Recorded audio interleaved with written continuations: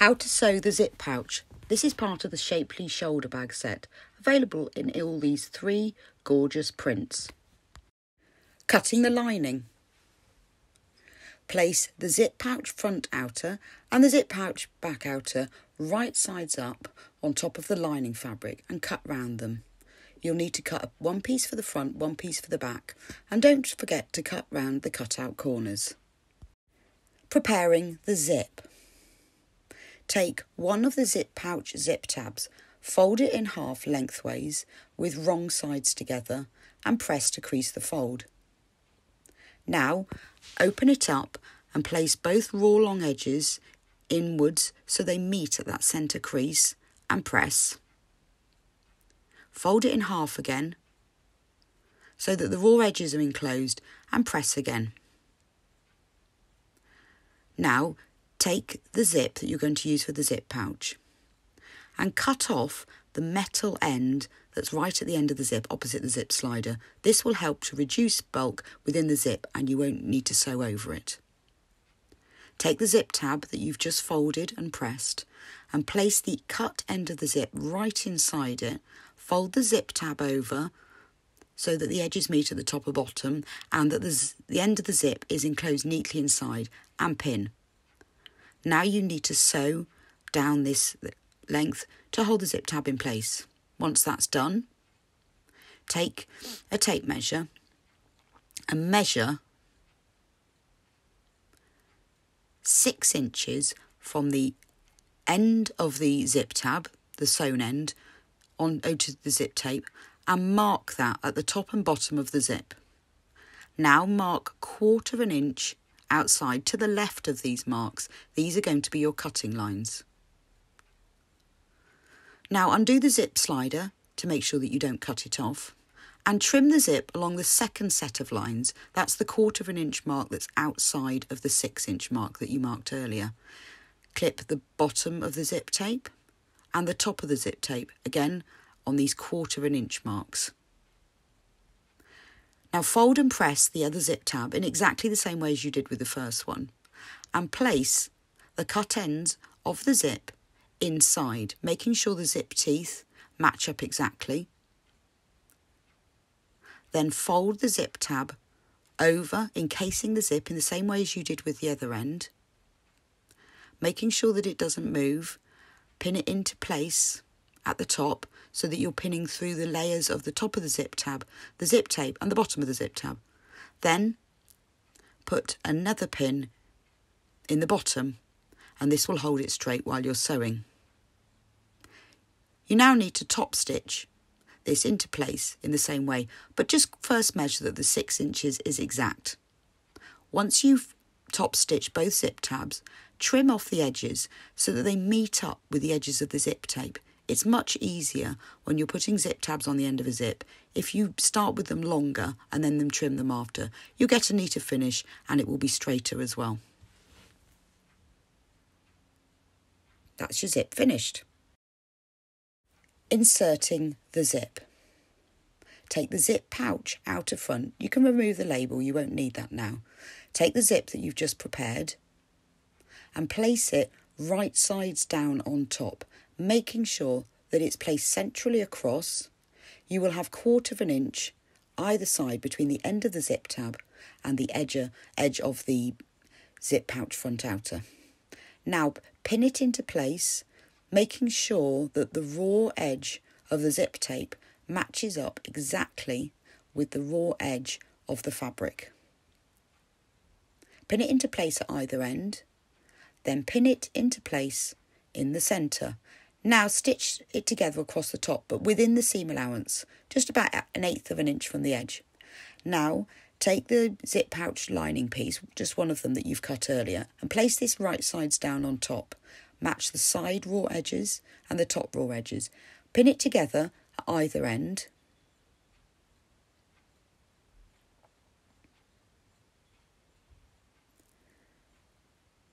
Then pin it together across the top, making sure that the top raw edge of the lining matches up with the top raw edge of the front outer, and the zip tape will be sandwiched in between. Put quite a few pins across the top because it will help to keep it nice and straight, and it's easier when you sew. Open up the zip slider so it's right at the other end so that you can start with it out of the way and stitch together across the top. Using a zip foot on your machine, do a reverse stitch at the beginning, and using a 1/4 inch seam allowance, sew the lining to the outer with the zip tape sandwiched in between. Work slowly and carefully, making sure that you keep that 1/4 inch seam allowance. A lot of zip foots will have this set, but just make sure that you've used that if you haven't. When you reach the zip slider, raise the presser foot, open up the lining in the outer, move the zip slider right to the other end, put the zip foot back down again. Now you can continue stitching and the zip slider won't be in the way. Continue stitching all the way to the end, working a few reverse stitches to finish. Once that's sewn into place, open up the outer and lining, fold them wrong sides together so that the top of the zip tape is in place. Take the pouch outer back, place that right sides up. Now take the other end, unsewn end of the zip tape and place that right sides down. Pin it into place across the top, making sure it's central, in the same way as you did when you sewed the other side of the zip, and pin it into place all the way at the top. Make sure that the top of the zip tape matches up with the raw edge of the outer. Tack that into place again within the seam allowance. Take the other zip pouch lining, place that right sides down on top, pin it into place at either side, making sure the raw side edges are matching and the raw top edges are matching. Pop a pin in at either side, and then put one in at the centre. You can put in as many pins as you like just to make sure that everything stays lining up. Sew it together across the top in exactly the same way as you did before. Now open everything up so that the wrong sides of the outers and the lining are facing and everything is nice and flat. Take an iron and press it, making sure that you push out the fabrics so that that seam is lying right on the edge. You don't want any folds or tucks at this point, but by taking a little time to open it all out and press, you'll get a nice neat finish. Now top stitch down either side of the zip. That will hold the lining and the outer into place. If you pop it back under your machine, again using a zip foot, top stitch all the way along. This can be about 3 to 5 mils, about 1/8 an inch from that seam. Lengthen your stitch length to about 3 at this point. It just makes a nicer finish.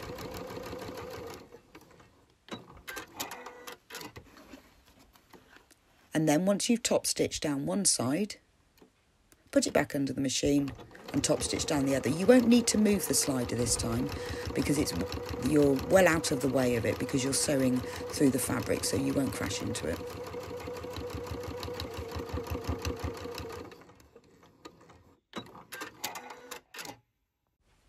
Assembling the zip case. Once you've top stitched, open up the zip so that it's not at either end but somewhere near the centre. Now open up the sewn fabric so that the outers are right sides facing and the linings are right sides facing. Start pinning at the top of one side. Make sure the zip tab is folded in half and facing towards the lining fabrics.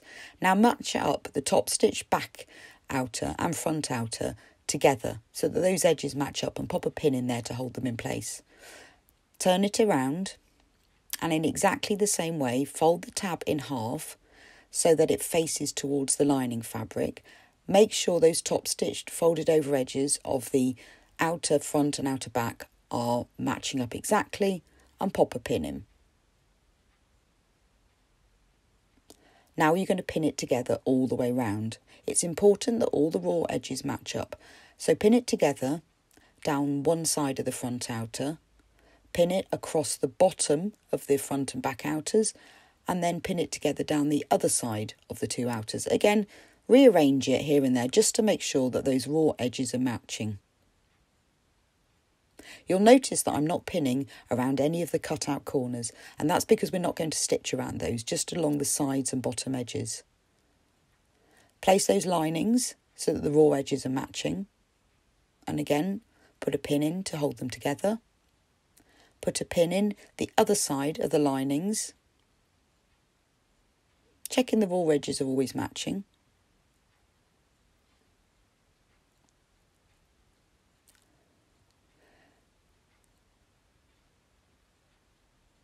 Now, when we sew across the bottom of the lining, we're going to leave a gap in the centre. This is the turning gap for turning the pouch right sides out later. So pin it together at either side. Now take your tape measure and you need to mark a 3-inch turning gap in the centre of this bottom edge. So if you mark 1 1/4 inch from one side, then mark 3 inches. It's about 1 1/2, 1 1/4 from either side. Put vertical pins in at this point, and then you won't forget to leave the turning gap. Now sew it together across the bottom, down the sides. Do not sew around the cut-out corner of the outers or the linings. Sew it together all the way round. Make sure you sew close to, but not actually through, the zip ends when you reach them. Boxing the corners. Once you've sewn it together all the way around, you can box the corners. Remember, you've left your turning gap in one side. Now, open out, you take one corner and open out the fabrics of the front and the back piece. Refold them so that the bottom seam of the outer and that one side seam are matching exactly. You'll find it easier if you open out the seams so that they're flat. You can do this by finger pressing, or you can press it with an iron, whichever you prefer. Now make sure those seams match up exactly.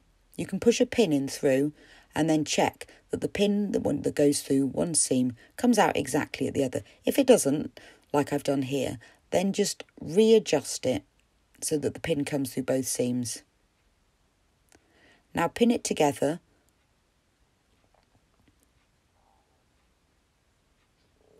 across to hold those two seams together, and lay it out nice and flat so that you've got a nice neat corner, and press. Now sew together all the way across that seam. Finishing off. Once you've sewn together and boxed that corner, box the 2 outer corners and the 2 lining corners in exactly the same way. Now, to reduce the bulk in the area where the zip is, just trim off a little bit on the side seam, because you've got all the layers of the top stitched edges and the zip tape there and the zip edges. It's just easy if you trim it off a little, and it'll reduce the bulk when you turn right sides out. Now put your fingers inside and grab hold of one of those box corners of the outer and pull it all the way through to turn it right sides out. Just using your fingers, push out the corners. It's easier to do this whilst you've still got the turning gap open, and also go to the edges of those zip ends and push those out. You can then check at this point if they're sewn correctly. If there's any bits where the seam is too close or too wide, you can redo them at this point. Push out the corners of the lining, then fold the edges of the turning gap to the inside, just by 1/4 inch, which is the same as the seam allowance, and pin together. Sew together to close the turning gap. Once this is done, push the lining inside the bag outer so that those box corners all match up nicely. Close the zip, and your zip pouch is now finished. It's got the nice box corners at the bottom to add a bit of depth. Fold them in neatly and give them a press. This will just give you a nice, neat base edge to your zip pouch.